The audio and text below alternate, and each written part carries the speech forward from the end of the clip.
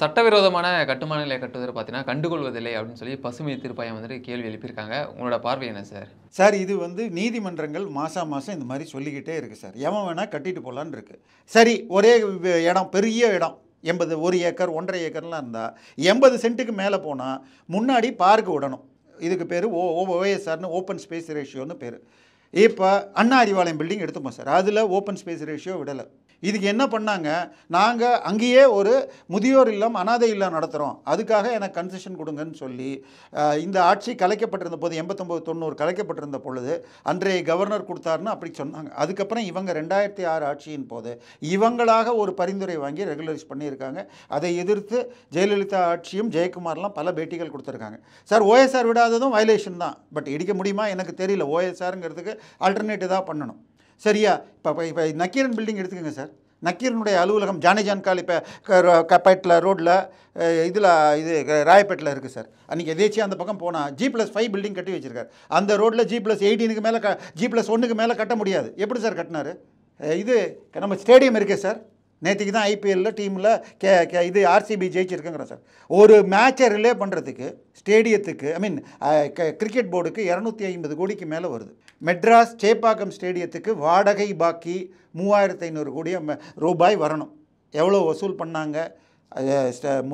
அந்த தொகுதி எம்எல்ஏ உதயநிதி ஸ்டாலின் விளையாட்டுத்துறை அமைச்சர் சொல்லணும்.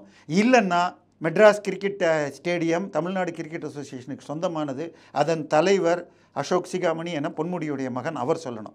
சார், அங்கே 3 ஸ்டாண்ட் கட்டினாங்க சார். எப்போன்னா 2007 8 9 காலகட்டத்தில். அப்போ எங்கே மத்தியில் திமுக கூட்டணி அரசு, கோபாலபுரம் சொன்னால்தான் மத்திய அரசு நடக்கும் அப்படிங்கிற காலத்தில் எந்த விதமான அப்ரூவலும் இல்லாமல் 3 ஸ்டாண்டை கட்டினாங்க. 10,000 பேர் 12,000 பேர் உட்கார்ற மாதிரி. அதை எதிர்த்து என்னை மாதிரி ஒரு சமூக செயற்பாட்டால் வழக்கு போட சென்னை உயர்நீதிமன்றம் இடிக்கணும்ட்டாங்க. 2015 வரைக்கும் இடிக்கலை. உச்சநீதிமன்றத்தில் அப்பீல் பெண்டிங்னாங்க. 2015 உச்சநீதிமன்றம் அந்த 3 ஸ்டாண்டையும் இடிக்கணும்னாங்க. இன்றைக்கி வரைக்கும் இடிக்கலை. 2020 வரைக்கும் அங்கே மேட்ச் நடந்தால் என்ன பண்ணுவாங்க, மேலே எதையாவது ஒரு கட்டி ரப்பர் பேண்டு போட்ட மாதிரி கட்டிவிட்டு அதில் 3ஐயும் மூடிட்டு நடத்துவாங்க. 2019 20 வாக்கில் சார் அதிமுகன்னு ஒரு கட்சி இருக்குது தெரியுமா? அதுதான் முன்னாள் ஆளுங்கட்சி. இப்போ இந்தியா ஃபுல்லாக எல்லா கட்சியும் என்ன வாங்கினாங்க, தேர்தல் பத்திரம். அதிமுக கட்சி மொத்தமே 6 கோடியோ 7 கோடியோ வாங்கினாங்க. அதில் 5 கோடி ரூபா கொடுத்தது அந்த கிரிக்கெட் ஸ்டேடியத்தின் தமிழ்நாடு கிரிக்கெட் அசோசியேஷன் முன்னாள் தலைவர் உடைய கம்பெனியான மெட்ராஸுடைய டீம் பேர் என்ன சார் சொல்கிறீங்க? சென்னை சூப்பர் கிங்ஸ் கம்பெனி கொடுத்துருக்கு.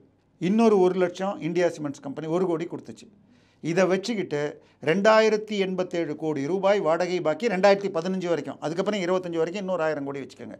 அந்த வாடகையை வாங்காமல் 200 கோடியோ என்னமோ தான் வாங்கினாங்கன்னு திரு ஸ்டாலின் ட்வீட் போட்டிருக்காரு. வேணும்னா உங்களுக்கு தரேன். இப்போ எவ்வளோ வாங்கினாங்க?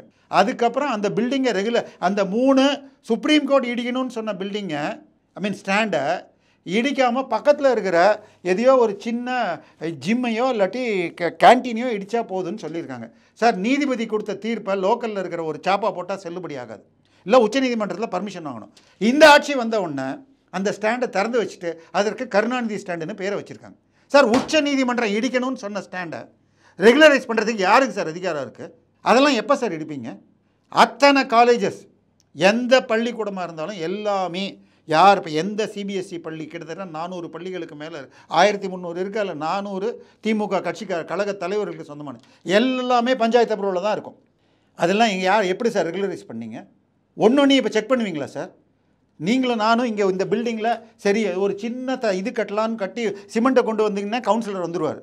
என்ன கண்ணுக்கு தெரியாமல் பில்டிங் ஏழும்? எப்படி சார்? அத்தனை 64 காலேஜு கோயம்புத்தூரில் மாத்திரம் இருக்குது.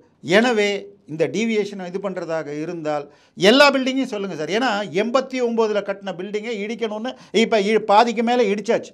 அப்போ நக்கீரன் பில்டிங்காக இருக்கட்டும், இனி எத்தனை பில்டிங்கள் இதில் வரும்னு நான் என்னால் ஒரு பில்டிங்கையும் சொல்ல முடியும். ஆனால் நான் இது சொன்னாலே தனிப்பட்ட என்னுடைய காட்டுணர்ச்சின்னு வந்துடக்கூடாது.